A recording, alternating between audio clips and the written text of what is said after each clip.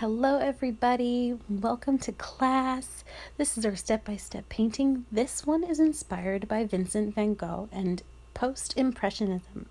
So we're going to start right here by mixing our blue. Okay, we're just going to blend in here. All right. Now remember with skies, we want it darker toward the top and lighter down the bottom. So we're just going to add more and more white as we go all the way down. Now, next what we're going to do is we're going to darken our blue here just a tiny bit, and we are going to desaturate it. So we're basically mixing in a gray with this blue. I want this to be a darker blue with that gray tint to it. We go just like that. Now we are going to create a mountain range back here. It doesn't have to be perfect. It doesn't have to be a mountain range that you've seen before. Okay, and I'm just going to blend down and in. Clean off my brush for a second. Okay. Next what we're going to do is we're going to do the grass. So in the foreground, I'm going to put my blue, wash my brush, add some yellow into this. I want a nice deep green. There it is. Beautiful. I'm just going to blend it up into my mountain range here.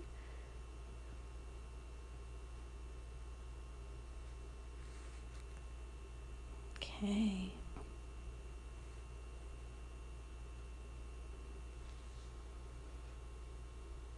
Now as I go, I'm really just adding different amounts of color, and I'm varying my color because this is not going to be a realistic picture. This is going to be impressionistic. So I am mixing and playing with color as I see fit. I invite you to do the same thing.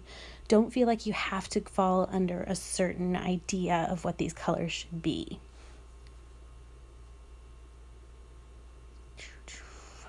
There we go. I think I want some more yellow in the foreground here, just to brighten that up a little bit.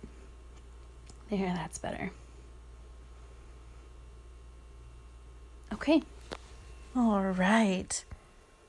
Moving on. We're going to change brushes, and I'm going to go to my medium brush now. I want to pull in some black. Make sure I clean my brush off before I scoop another color out. I want to pick up some of my red. Okay. Same thing, pick up my yellow and my blue. Now what do we get when we mix our primary colors together? They all neutral each other out and become brown. Yay, brown. All right, so right up here, I am going to come up to the top and drag down. I am starting to create a tree, so we're just going to come down again, and then I want to grab some more paint here. Now I want to start building a root structure as I come down. So you'll see as I start to come down toward the bottom, I turn my brush from the wide angle down to the thin angle. Add a little bit more black in there just to shadow this side. Like so. Okay. Now you'll notice when I mix colors, I tend to be very minimal with how much I mix at a time. I don't like wasting colors. So, mix however much you think you need. And if you end up mixing more, then that's totally fine too. You can probably find something to do with it later. Anyway, we're going to come back to our painting now, and as you can see, I have 3 branches coming off of my tree, and I have 3 root branches coming down at the bottom. Okay, moving on, we are actually going to put a road in here. So I'm going to lighten up the brown that I already have. I added my white, my red, my blue, and my yellow, making sure I'm rinsing my brush off or wiping my brush off before I dip it into a new color. Okay, so now I'm going to start with my medium brush, using the flat side. I'm going to come down across here, just do a line, nice, small, thin line. And I'm going to come over here, and as I come back and come closer to myself, that road is going to continue to get wider and wider and wider. This is all about the perspective that we talked about. How to create dimension, how to create depth. So now in that same brown space, I'm going to mix this up into a gray, wipe my brush off. And now I'm going to be mixing some greens. I really want some foresty greens right now. I'm not wanting anything overly bright yet. I want something dark. I want to give a little bit of a shadow to my tree, if you will. Just going to come around here, hug my branches with my paint. Remember, this is post-impressionistic. Don't worry about it looking realistic. For this, I'm using round strokes. For the sake of time, I had to speed this video up a little bit, so feel free to pause it as you need to. That's why I record them. Just filling this in. Okay. Now we're going to take from Vincent van Gogh himself, among the other Impressionists and post-Impressionists out there, and we are going to start giving our sky that movement and that freedom that those artists pulled into their paintings. Now remember, these strokes with our brush are going to be very quick, very small. Okay. I'm going to fill this sun in, put a little bit of white in here. And remember, the colors are broken up. Be free with your colors. If you want to add some green to your sky or some red to your sky, you do it.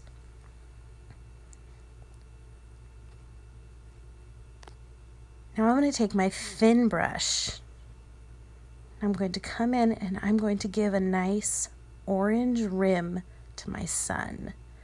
It's almost a red orange, really. This painting is definitely more time consuming because of all the little brush strokes. So don't feel like you have to rush. If you have to stop this recording and move on with your day and then come back to it later, that's totally fine too. Okay, for the sake of time with this video, I am going to speed this next process up. What you're going to do is you're going to come in with a variety of colors, make different tones, saturate, desaturate, add and mix colors, and you're just going to start creating your sky.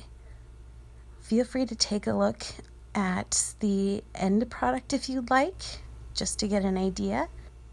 All right, so it is time consuming. Take your time. Do what you need to do. Enjoy the experience. Have a chat with your kids. Talk as a family. Make sound effects. Choo, choo, choo. Whoosh, whoosh. Sorry, I couldn't help myself, guys. So here you see, I am just going to start filling in our sky. Remember, there's a lot of movement in this. This is inspired by Vincent van Gogh, so feel free. If you'd like to, you can go ahead and look up some of his works on the internet, or if you have any art books. I'm going to give my sun some sun rays that are just kind of flowing out from it. You can just stick with swirls or with clouds if you like. This is your own painting. Do what you like to do. Okay, as you see here, I've now mixed up and started using a darker blue. It's a little bit brighter, a little bit more of a pure blue.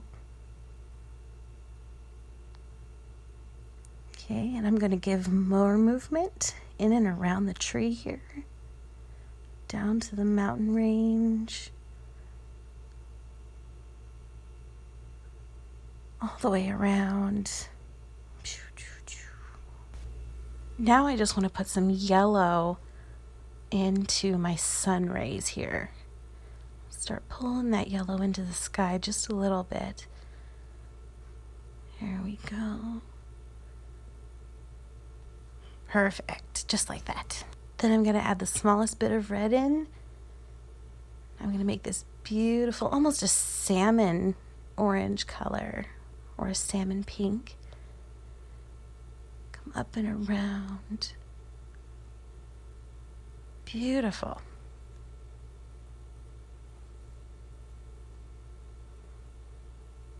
Okay, now I'm going to mix a darker blue shadow for my mountain range back here.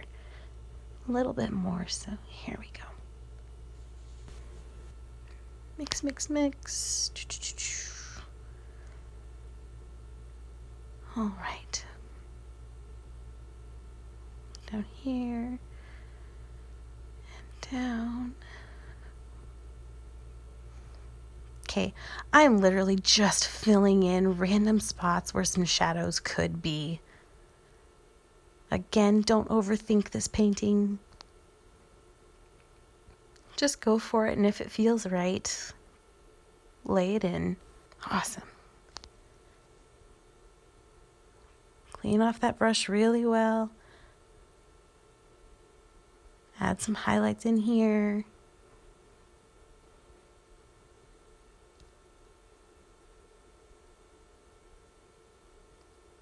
Beautiful. Now I'm filling in a little bit more of a shadow space, shading those back mountains.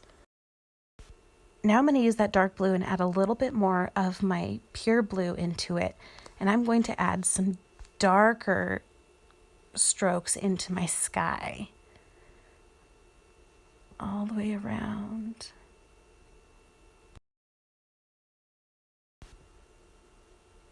Now I'm going to use this, add some yellow in and mix it up. We're going to turn this into a green.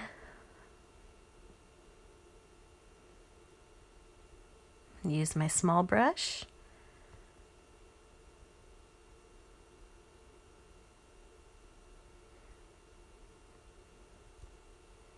Now for this one, I am literally just going around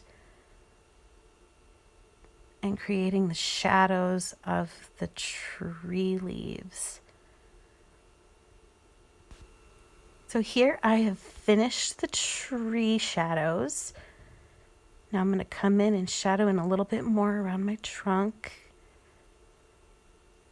Blend this in. I'm not overly concerned about any of the blending or anything like that, just adding in my shadows. There we go. Now I'm going to highlight my tree, just like so. And then I'm going to move on and start working on the grass.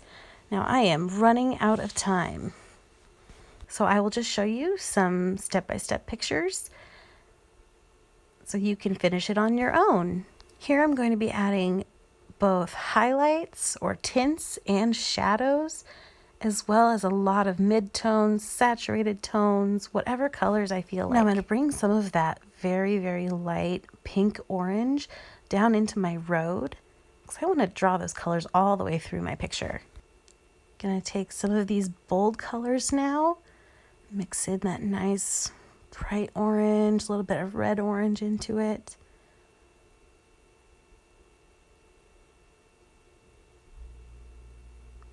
Now I'm going to use those and I'm going to create some flowers throughout my field. Throw in a few highlights all the way down our road here. Just going to finish by adding some highlights into my grasses and my flowers. Make some little white flowers there. And then I'm going to go ahead and sign my name. And there you have it, your post-impressionistic version of a tree in the sun. Join me for our next one, and don't forget to post and let me see what you've come up with.